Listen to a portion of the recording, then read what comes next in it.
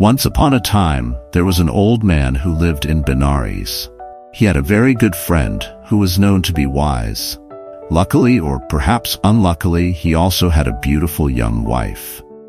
The old man and his young wife had a son. The man came to love his son very much.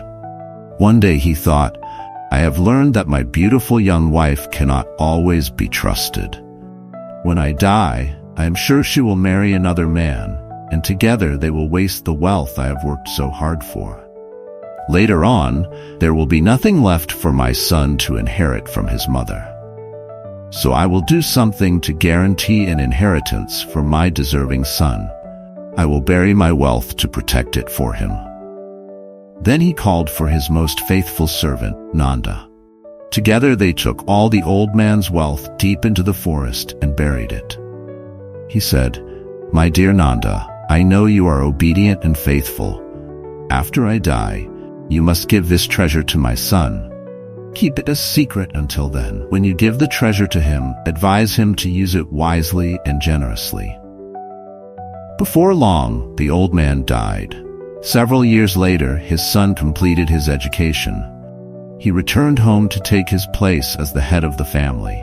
His mother said, My son, being a suspicious man, your father has hidden his wealth. I am sure that his faithful servant, Nanda, knows where it is.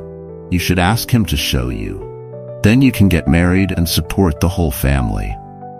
So the son went to Nanda and asked him if he knew where his father had hidden his wealth. Nanda told him that the treasure was buried in the forest and that he knew the exact spot. Then the two of them took a basket and a shovel into the forest. When they arrived at the place, the treasure was buried.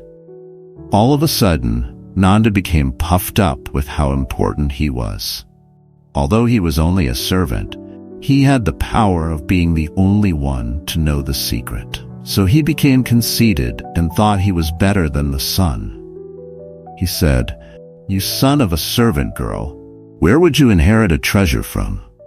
The patient son did not talk back to his father's servant. He suffered his abuse, even though it puzzled him. After a short time, they returned home empty-handed. This strange behavior was repeated 2 more times. The son thought, At home, Nanda appears willing to reveal the secret of the treasure.